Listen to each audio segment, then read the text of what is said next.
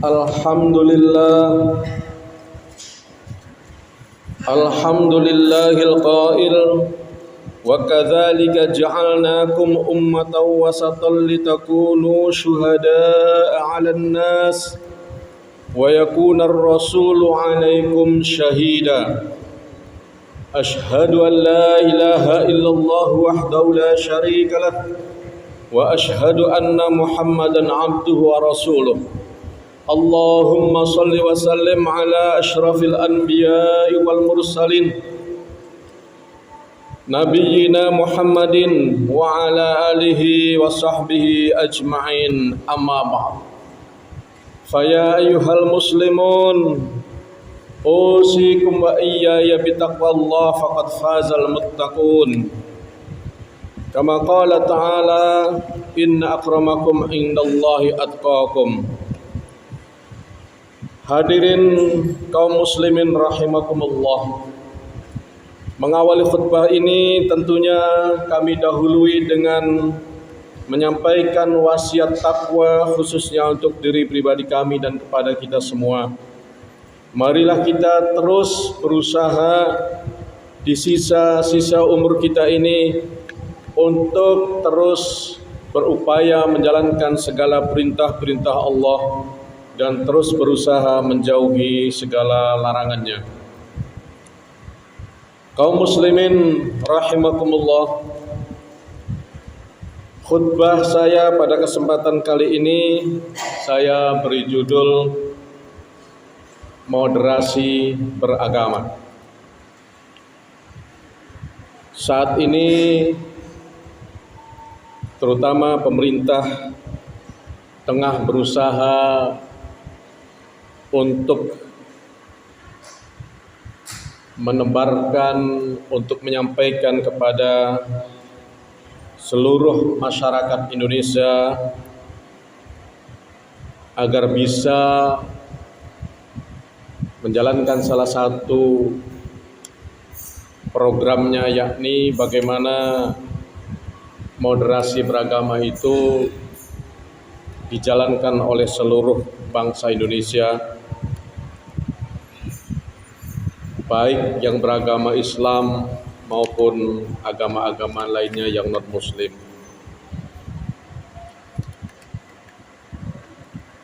Ayat yang saya sampaikan di awal tadi sebagai pembuka sesungguhnya menjadi bukti bahwa pada dasarnya umat Islam itu adalah umat yang moderat. Ya, makna moderat itu sendiri ada beberapa tokoh yang memberikan definisi, di antaranya Ustaz Syahrullah Iskandar. Beliau pengasuh Pondok Pesantren Pasca Tahfidz Baitul Quran dan dosen UIN Syarif Hidayatullah, yang menafsirkan kata moderat ini diawali dari semantiknya, yakni dalam Quran itu kan tadi wasat, ya, umat yang wasat. Umat Islam itu adalah umat yang wasat. Itu secara semantik kata beliau berarti al-khiyar yang pertama. Umat Islam itu maksudnya adalah umat pilihan. Yang kedua, al-ajwad, umat yang terbaik. Dan yang ketiga bermakna al-adl atau yang adil. Beliau juga memaknai ummatan wasaton itu secara literalis bahwa umat Islam menempati posisi tengah-tengah. Ajaran Islam memang mengedepankan keseimbangan atau tawazun praktis dalam semua komponennya, baik ibadah, muamalah maupun akhlak. Namun secara makro beliau juga memaknai bahwa ummatan wasatun itu Yang dimaksud adalah posisi umat Islam sebagai memiliki sifat universal, umum, luas, menyangkup seluruh kehidupan umat manusia. Sehingga beliau juga menitik beratkan bahwa sebaiknya kita sebagai umat Islam, apakah di dalam menyampaikan dakwahnya maupun di dalam pergaulan sehari-hari, agar bisa menjauhi dari kalimat-kalimat yang berisi cacian atau makian atau hujatan dan sejenisnya. Kalau Muhammadiyah, di mana salah satu tokohnya Bapak Profesor Abdul Muqti itu menyebutkan bahwa makna dari wasatiyah atau umat yang wasaton itu ada 5, kata beliau. Yang pertama, umat yang baik atau terbaik. Beliau merujuk pada pendapat Imam Qurtubi yang memaknai kata wasaton seperti sebuah oase di tengah gurun pasir. Artinya umat Islam itu di antara umat seluruh manusia ini diibaratkan seperti air danau atau oase yang ada di tengah gurun pasir yang bisa menjadi obat dahaga bagi orang-orang yang melewatinya. Yang kedua, wasat itu bermakna utama atau sesuatu yang sangat penting. Dan yang ketiga adalah umat yang adil, sama dengan pendapat yang pertama tadi. Yang keempat, seimbang. Dan yang kelima, kata beliau, adalah moderat. Hadirin kaum muslimin rahimakumullah.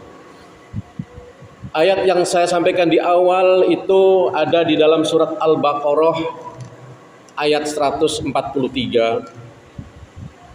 Wa kadzalika ja'alnakum ummatan wasatan litakunu syuhada'a 'alan nas ila akhirih. Kata Allah, dan demikian pula kami telah menjadikan kamu umat Islam ini adalah ummatan wasaton, ummatan yang pertengahan, agar kamu menjadi saksi atas perbuatan manusia dan agar Rasulullah yakni Muhammad sallallahu alaihi wasallam menjadi saksi atas perbuatan kamu atau kalian.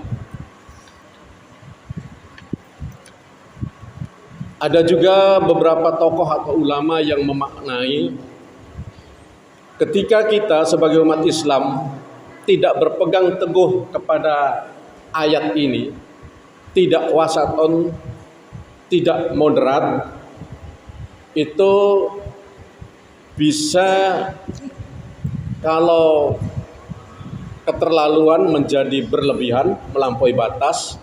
Tetapi ketika juga tidak peduli, itu juga masuk ke dalam kelompok fatalis yang tidak peduli. Ada juga sebagian yang menafsirkan bahwa seperti dalam surat Al-Fatihah yang biasa kita kenal, di antaranya kan ada di situ ayat terakhir, ihdinas siratal mustaqim siratal ladzina an'amta 'alaihim ghairil maghdubi 'alaihim waladdallin. Tunjukkanlah kami ya Allah jalan yang lurus, yaitu jalannya orang-orang ghairil maghdubi, ya, yaitu bukan jalannya orang-orang yang engkau benci, tetapi juga waladdallin, bukan jalannya orang-orang yang tersesat atau engkau sesatkan.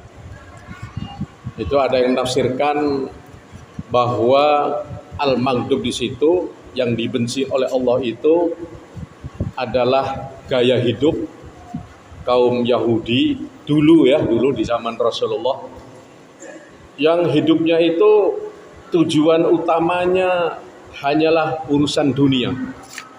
Sehingga bagi kelompok itu kekuasaan itu menjadi wajib, harus berkuasa, harus punya kekuatan dan sejenisnya. harus menang terus. Karena tujuan utamanya hanya dunia, lupa akhirat. Sebaliknya pada zaman itu juga ada rahib-rahib ya dari sempalan Nasrani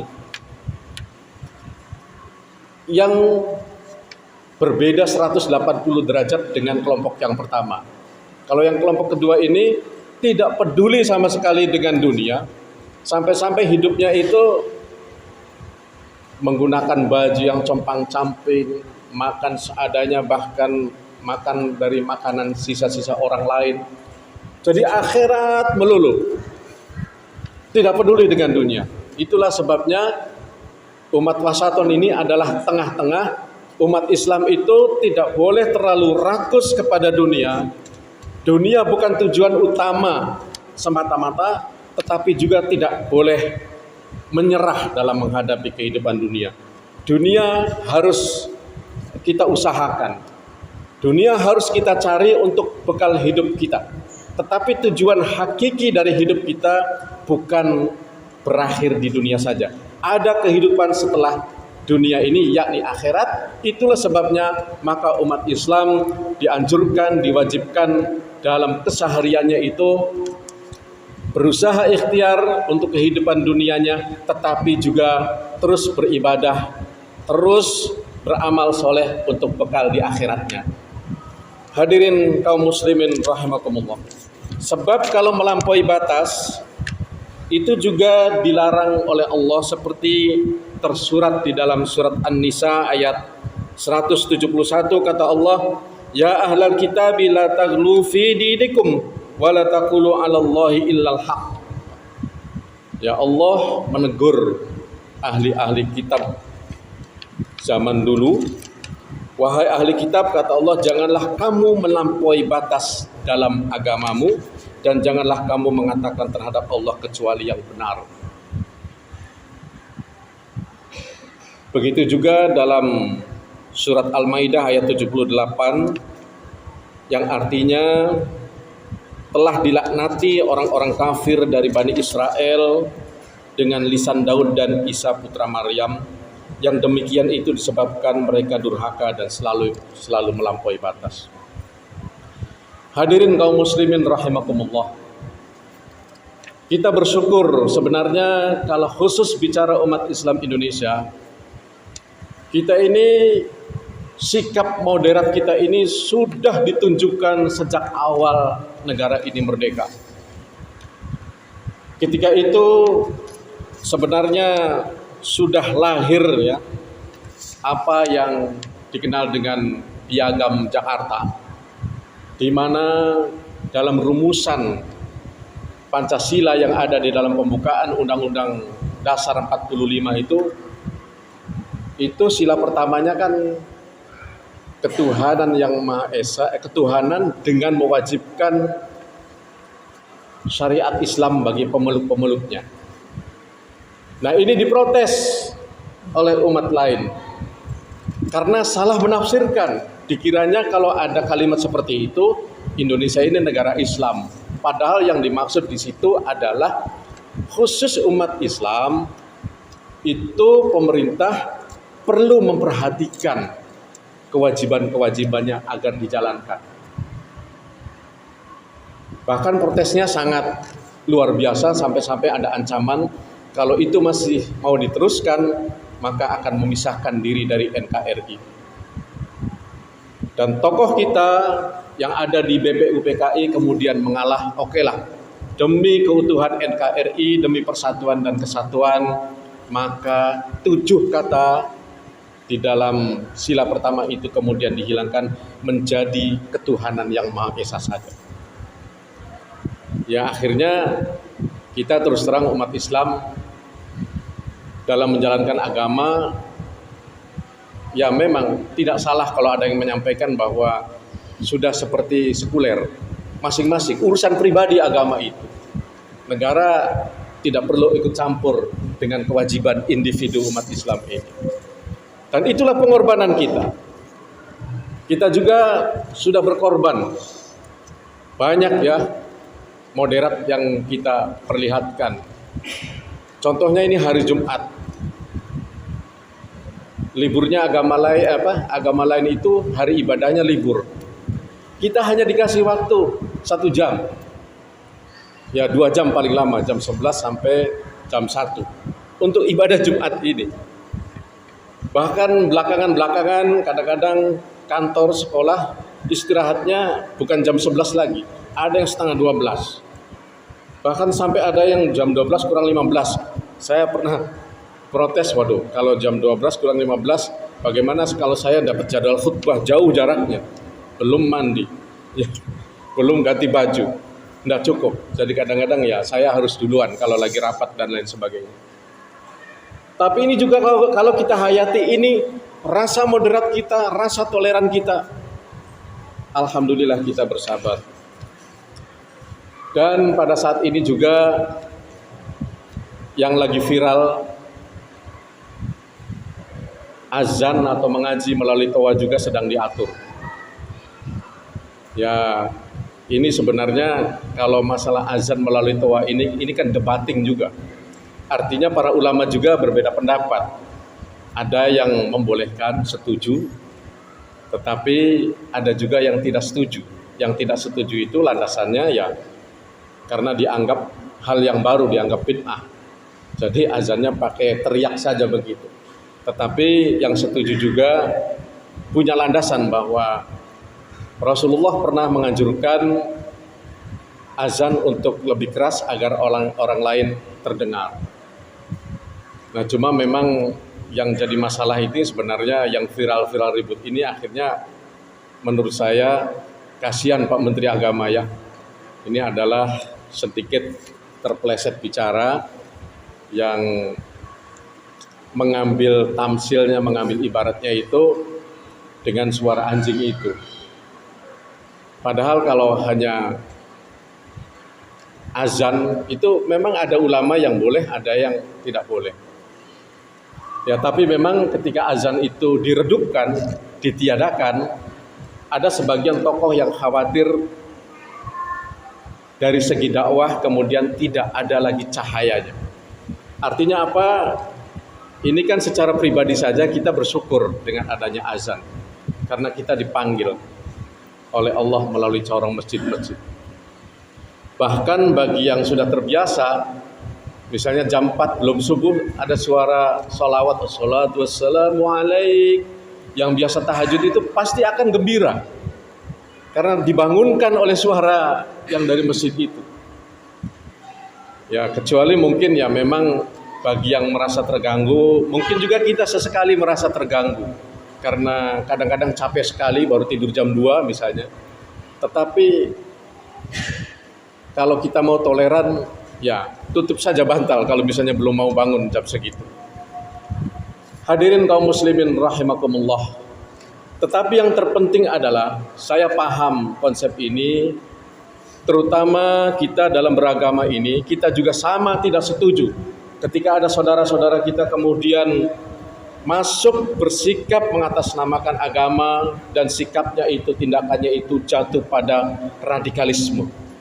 Itu sudah jelas kita juga tidak setuju. Karena cara-cara radikal kadang-kadang juga menjadi bermusuhan sesama satu keyakinan beragama. Lihat bom-bom yang pernah diledakkan oleh saudara yang radikal itu kan kadang di situ juga ada umat Islam, mungkin juga ada kiai lagi ada di restoran, tapi mereka tidak lihat. Itu juga kesalahan, karena membunuh satu orang, kata Allah dalam Al-Quran, sama saja dengan membunuh semua manusia seluruh dunia. Membunuh tanpa dibenarkan oleh syariat.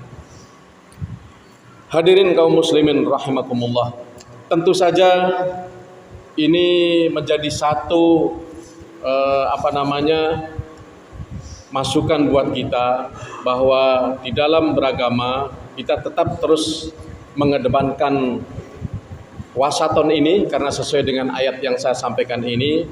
Namun juga kita berharap yang ditekankan untuk wasaton, untuk moderat adalah seluruh umat beragama. Jangan hanya umat Islam tetapi juga yang lainnya, agar kita tetap rukun, tetap menjaga persatuan di dalam kehidupan berbangsa dan bernegara ini. Demikian mudah-mudahan dapat dipahami dan kita juga terus menjaga toleransi, terus menjaga moderasi atau sikap-sikap moderat sehingga kita terus bisa menjalankan ibadah dengan tenang tanpa ada permusuhan dalam kehidupan berbangsa dan bernegara ini. Barakallahu li wa lakum fil Qur'anil azim wa nafa'ani wa iyyakum bima fihi minal ayati wa dzikril hakim wa taqabbal minni wa minkum tilawatahu innahu was samiul